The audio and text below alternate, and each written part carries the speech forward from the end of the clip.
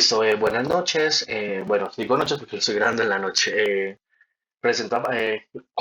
Voy a comenzar a hacer la presentación de mi diseño gráfico de la base de datos. Entonces, teniendo en cuenta, voy a saltar esta parte que le introduce el objetivo, teniendo en cuenta lo que fueron las sugerencias de la clase pasada, del taller previo y la retroalimentación recibida por parte del docente, pues en este caso usted, eh, realicé unos pequeños cambios con mis entidades en el cual generé, por ejemplo, lo que fue la entidad de decanos, que se puede ver acá, generé lo que sería la entidad de los decanos, el examen alumno, eliminé ciertas columnas, ciertas propiedades que ya no serían necesarias, como por ejemplo el ID de la materia o el ID del docente, ¿cierto? Ya que eso se puede generar acá esta relación. Generé una entidad nueva que es para el tipo de documento, ya que tanto los alumnos, los docentes como los decanos tienen un tipo de documento, ya sea cédula de ciudadanía, cédula de extranjería, ¿cierto? Esos son dos ejemplos pues claros, hay más pues variedad de lo que vendrían siendo tipos de documentos, ¿cierto? Entonces ya con eso presente generé las tablas de la siguiente manera lógica, donde tenemos un número de matrícula que es un valor BIGINT, ¿cierto? El cual no va a ser autoincremental, sino que ya es de acuerdo al número de matrícula de la persona. Tenemos nombres de apellidos que serían tipo carácter, el ID de la facultad que sería un BIGINT, ¿cierto? Un número estático. ¿Por qué? Porque este se relacionaría, como primera caso una tabla foránea, se relacionaría con lo que sería acá la tabla de facultades con el ID de la facultad. Entonces en este caso no tendríamos que almacenar en la tabla de alumnos facultad, ingeniería, sino facultad 1, por ejemplo. Y si en este caso facultad es, el ID es 1, nombre de facultad, digamos, sería ingeniería y el ID del decano sería ya el ID del decano como tal, ¿cierto? Donde saca una determinadas cuál es su llave primaria, cuáles son las llaves coreanas que son las que tienen relaciones con otras entidades y así. En todo el resto de tablas, lo que sería el ID único lo coloqué de manera autoincremental para evitar que hubiera, digamos, algún tipo de error con ingresar de nuevo, digamos, por ejemplo, una materia y que es la materia dos veces, ¿cierto? Con el mismo ID. Entonces, obviamente, como es una ID, es la clave primaria, se nos puede ser repetido, en caso de lo que incrementa, pues permitiría ingresar, ¿cierto? Con cada una con sus llaves primarias y furianas, las restricciones que coloqué que todos los campos dentro de todas mis entidades van a ser no nulos. No voy a aceptar ningún tipo de dato nulo dentro de lo que sería mi base de datos, ya que eso es uno de los errores que pueden presentar muchas veces cuando, con bases de datos que pueden, digamos, no, ¿cómo lo explico? Sé que hay campos que pueden ser, digamos, nulos, como por ejemplo el segundo nombre. Mucha gente no tiene un segundo nombre.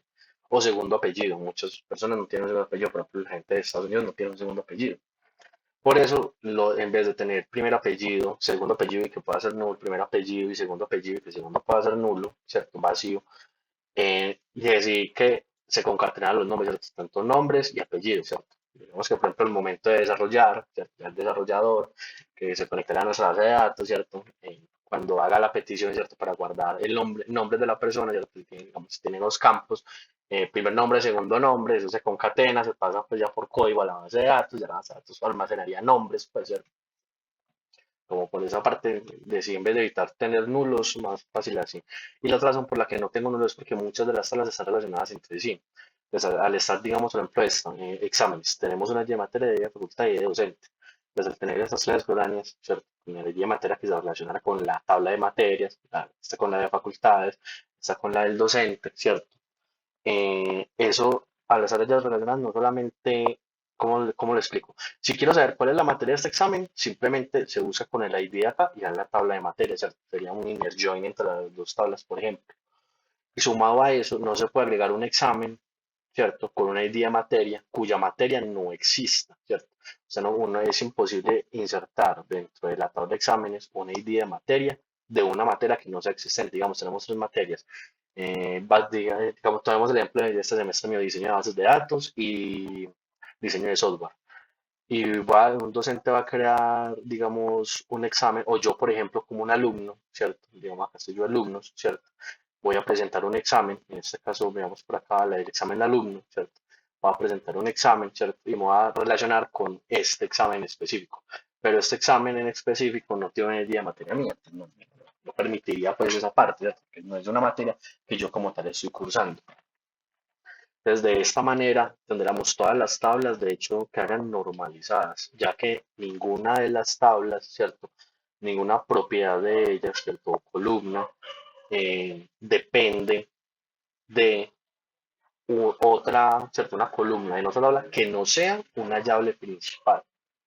Obviamente en este caso no tendremos ninguna relación de llave foránea a foránea, sino siempre es primaria a foránea o foránea a primaria, ¿cierto?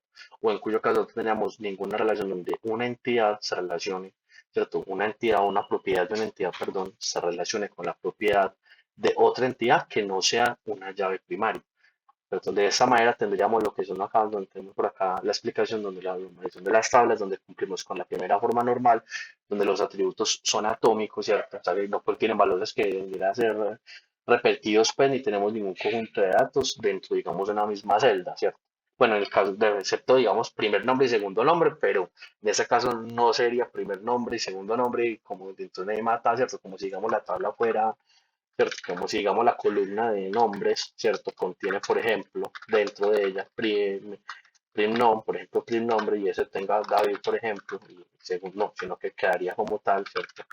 David, ¿cierto? Alexander en este caso, ¿cierto? Para concatenar.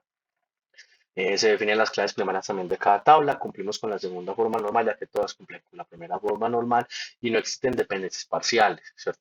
Todos los atributos dependen completamente de lo que es la clave primaria de su misma tabla y evitamos lo que sería redundancia innecesaria de datos. Eso fue parte de lo que de la sugerencia que me mencionaste en la sustentación pasada, donde en la tabla del examen del alumno tenía, por ejemplo, de nuevo, ID de la materia. Cuando ya por el ID de la materia, saben lo que sería el examen como tal.